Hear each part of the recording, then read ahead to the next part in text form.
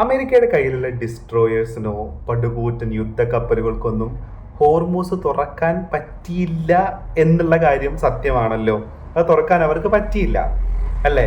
Project freedom എന്ന് പറഞ്ഞൊരു പരിപാടി ഉപയോഗിച്ചിട്ട്, അല്ലെങ്കിൽ അങ്ങനെ ഒരു പ്രൊജക്റ്റും കൊണ്ട് ഹോർമൂസ് തുറക്കാൻ പോയിട്ട് സൗദി അറേബ്യ അടക്കം ഓടിച്ചിട്ട് വിട്ടു, അല്ലേ? അപ്പോൾ അതിന്റെ പ്രധാനപ്പെട്ട കാരണം എന്ന് പറയുന്നത് ഇറാന്റെ മൊസ്കിറ്റോ ഫ്ലീറ്റാണ്. ഇറാന്റെ ചെറിയ ബോട്ടുകൾ ഉപയോഗിച്ചിട്ട് ഇറാൻ നടത്തുന്ന അറ്റാക്കുകളാണ് അതിന്റെ പ്രധാനപ്പെട്ട കാരണം. അപ്പോൾ അതിലേക്ക് അടുത്തൊരു പൊൻതൂവൽ കൂടെ ഇറാൻ ചാർത്തിയിരിക്കുകയാണ്. അതാണ് ഇറാന്റെ 27 റജബ് ബോട്ടുകൾ എന്ന് പറയുന്നത്.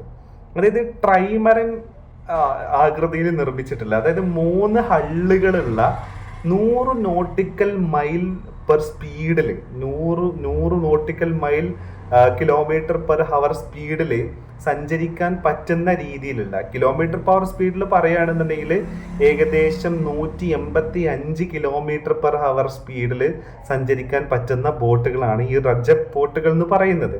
അപ്പോൾ അങ്ങനത്തെ ഒരു ബോട്ടിനെ ആണ് ഈ പറയുന്ന മെയ് 31 2026 അവർ പ്രദർശിപ്പിച്ചിരിക്കുന്നത് എന്നുള്ളതാണ്. ഹോർമൂസിന്റെ ഫുൾ കൺട്രോൾ യഥാർത്ഥത്തിൽ ഏതെങ്കിലും ഒരു ടീമിന്റെ കയ്യിൽ വരണമെന്നുണ്ടെങ്കിൽ വളരെ സ്പീഡിൽ സഞ്ചരിച്ചിട്ട് അറ്റാക്ക് ചെയ്യാൻ പറ്റുന്ന ബോട്ടുകളും മെനൂവറബിലിറ്റി കൂടുതലുള്ള അറ്റാക്കിംഗ് ബോട്ടുകളും കയ്യിലുണ്ടെന്നുണ്ടെങ്കിൽ മാത്രമേ ഹോർമൂസിനെ കൺട്രോൾ ചെയ്യാൻ പറ്റത്തുള്ളൂ. അതായത് എണ്ണ ടാങ്കറുകൾക്ക് നേരെ പാഞ്ഞെടുത്ത് അറ്റാക്ക് ചെയ്ത് പെട്ടെന്ന് തന്നെ തിരിച്ചു പോകാൻ പറ്റുന്ന രീതിയിലുള്ള ഗറില്ല സ്ട്രാറ്റജി ചെയ്യാൻ പറ്റുന്ന രീതിയിലുള്ള സംഗതികൾ ഉണ്ടെന്നുണ്ടെങ്കിലേ പറ്റത്തുള്ളൂ. അല്ലാതെ അമേരിക്കയുടെ കയ്യിലുള്ള സ്റ്റെൽത്ത് കപ്പാസിറ്റി ഉള്ള വലിയ വലിയ ഡിസ്ട്രോയേഴ്സും കൊണ്ട് നേരെ ഹോർമൂസിലോട്ട് ചെന്നു എന്ന് വിചാരിച്ചിട്ട് ഒന്നും നടക്കാൻ പറ്റുന്നില്ല. ഹോർമൂസിൽ ഡിസ്ട്രോയർ ഒന്നും ഇട്ട് തിരിക്കുമ്പോത്തിന് അറ്റാക്ക് ചെയ്ത് ഇറാന്റെ ബോട്ടുകൾ തിരിച്ചു പോയിട്ടുണ്ടാവും എന്നുള്ളതാണ്. അപ്പോൾ ആ സിറ്റുവേഷനിലേക്കാണ് പുതിയൊരു ബോട്ടിനെയും കൂടെ ഇറാൻ അവതരിപ്പിക്കുന്നത് എന്നുള്ളതാണ്. അപ്പോൾ ഇതിന്റെ പ്രത്യേകത എന്ന് പറയുന്നത് ഫാസ്റ്റ് അറ്റാക്ക് മിസൈൽ ബോട്ടുകളാണ്. അതായത് ക്രൂയിസ് മിസൈലുകളെ ടാർഗറ്റ് ചെയ്ത് പ്രിസിഷൻ അറ്റാക്ക് ചെയ്യാൻ പറ്റുന്ന രീതിയിലുള്ള ക്രൂയിസ് മിസൈലുകളെ ലോഞ്ച് ചെയ്യാൻ പറ്റുന്ന, അല്ലെങ്കിൽ അതിനെ ക്യാരി ചെയ്യാൻ പറ്റുന്ന ബോട്ടുകളാണ് ഈ പറയുന്ന റജബ് 27 ബോട്ടുകൾ എന്ന് പറയുന്നത്. പിന്നെ ട്രൈമറൻ ആണ് ഇതിന്റെ ഒരു ഡിസൈൻ, ഹൾ ഡിസൈൻ എന്ന് പറഞ്ഞിട്ടുണ്ടെങ്കിൽ ഈ ബോട്ടിന്റെ ഒക്കെ താഴ്ഭാഗം, ആ ഒരു അടിഭാഗത്തിനെയാണ് നമ്മൾ ഹള്ള് എന്ന് പറയാം. അപ്പൊ അതിൽ ടിൻ ഹള്ള് ഉണ്ട്, അതേപോലെ തന്നെ ഫ്ലാറ്റ് ഹള്ള് ഉണ്ട്, അതേപോലെ തന്നെ സിംഗിൾ ഹള്ള്, ഇങ്ങനെ കൂർത്ത് വരുന്ന രീതിയിലുള്ള സിംഗിൾ ഹള്ളുകൾ ഉണ്ട്, നമ്മുടെ തോണിയൊക്കെ പോലെ.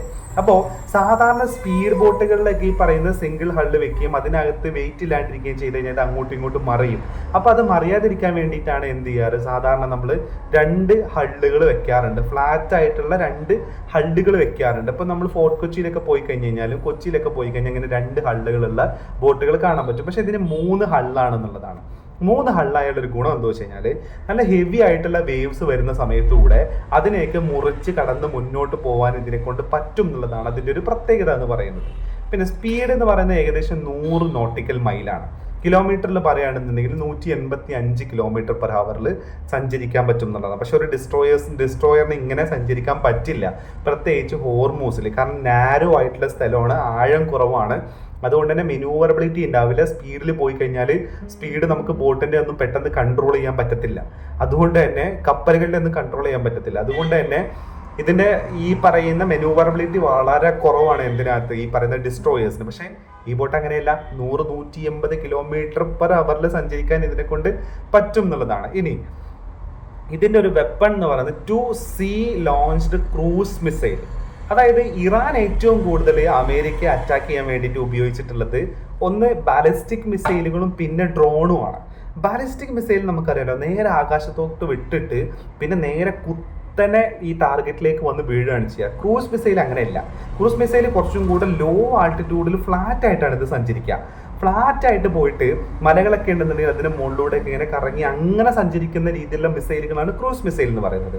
അപ്പോൾ സീയിൽ ഇവർ ക്രൂസ് മിസൈലിനെ യൂസ് ചെയ്യുന്നത്, അതായത് ഈ പറയുന്ന കപ്പലുകൾ, കടലിന്റെ ഉപരിതലത്തിലൂടെ സഞ്ചരിക്കുന്ന കപ്പലുകളെ അറ്റാക്ക് ചെയ്യണമെന്നുണ്ടെങ്കിൽ അവിടെ ഏറ്റവും ബെറ്റർ ആയിട്ട് യൂസ് ചെയ്യാൻ പറ്റുന്നത് ക്രൂസ് മിസൈലാണ്.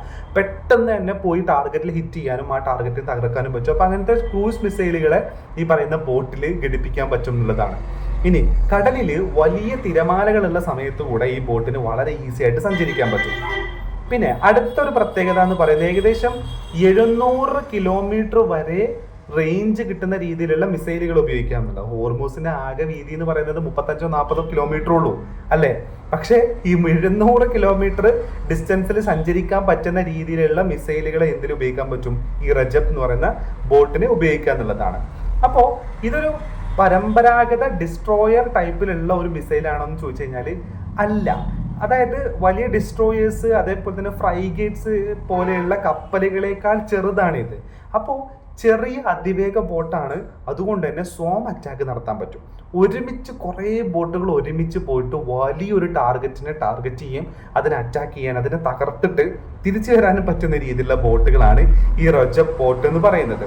ഓക്കെ, അപ്പോൾ ഇതെന്ന് പറയുന്നത് യഥാർത്ഥത്തിൽ ഹോർമൂസിനെ കൺട്രോൾ ചെയ്യുക, അതിലൂടെ വരുന്ന വലിയ കപ്പലുകളെ ടാർഗറ്റ് ചെയ്യുക, അവരെ ഭീഷണിപ്പെടുത്താൻ വേണ്ടിയിട്ട് ഹോർമൂസിന്റെ കംപ്ലീറ്റ് കൺട്രോളും ഇറാന്റെ കയ്യിൽ നിർത്താൻ വേണ്ടിയിട്ടാണ് അവർ യഥാർത്ഥത്തിൽ ഈ പറയുന്ന ബോട്ടുകളെ ഉപയോഗിക്കുന്നത് എന്നുള്ളതാണ്. അപ്പോൾ ഈ മെയിലാണ് അവരിതിനെ ലോഞ്ച് ചെയ്തിട്ടുള്ളത്. ഓൾറെഡി ഇറാന്റെ മോസ്കിറ്റോ ഫ്ലീറ്റ് എന്ന് പറയുന്നത് ഭയങ്കര ഫേമസ് ആണ്. അതായത് സോം അറ്റാക്ക് നടത്തി പെട്ടെന്ന് അറ്റാക്ക് ചെയ്ത് പെട്ടെന്ന് തിരിച്ചു വരുന്ന രീതിയിലാണ് ഇറാന്റെ ഈ പറയുന്ന മോസ്കിറ്റോ ഫ്ലീറ്റ് വർക്ക് ചെയ്യുന്നത്. അപ്പോൾ അതിനകത്ത് കുറച്ചും കൂടെ സ്പീഡും മെനൂവറബിലിറ്റിയും അതിനകത്തേക്ക് കുറച്ചും കൂടെ മിസൈലുകളെയും കൂടെ ഇന്റഗ്രേറ്റ് ചെയ്യാൻ പറ്റുന്ന രീതിയിലേക്കുള്ള ഒരു മിസൈലിനെ കൂടെ അവർ അവതരിപ്പിക്കുന്ന സമയത്ത് ആ ഒരു ഫ്ലീറ്റിന്റെ കപ്പാസിറ്റി യഥാർത്ഥത്തിൽ ആ ഒരു റീജിയനിൽ കൂടുകയാണ് എന്നുള്ളതാണ്. അവിടെ അമേരിക്കയുടെ കയ്യിലുള്ള ഫ്രൈഗേറ്റ്സിനോ അല്ലെങ്കിൽ ഈ പറയുന്ന ഡിസ്ട്രോയേഴ്സിനോ കപ്പലുകൾക്കൊന്നും ഒന്നും ചെയ്യാൻ പറ്റത്തില്ല എന്നുള്ളതാണ്. മാത്രമല്ല ചെറിയ ബോട്ടം കൊണ്ട് ഈ പറയുന്ന ഹോർമൂസിലേക്ക് അമേരിക്ക ഇറങ്ങിയിട്ടുണ്ടെങ്കിൽ ഇവരുടെ സ്വാം അറ്റാക്കിൽ പിടിച്ചു നിൽക്കാൻ ഇത്തരം ബോട്ടുകൾക്ക് കഴിയത്തില്ല എന്നുള്ളതും കൂടെ ഇതിന്റെ മറ്റൊരു പ്രത്യേകതയാണ്. അങ്ങനെയാണെന്നുണ്ടെങ്കിൽ എത്ര ബോട്ടുകളെ അമേരിക്ക കൊണ്ടുവരേണ്ടി വരും. അപ്പോൾ ഈ ഒരു പ്രശ്നം കൂടെ നിലനിൽക്കുന്നതാണ് ഹോർമൂസിന്റെ പുറത്ത് അമേരിക്ക ഒരു നാവൽ ബ്ലോക്കേഡ് വെച്ചിരിക്കുന്നത് എന്നുള്ളതാണ്.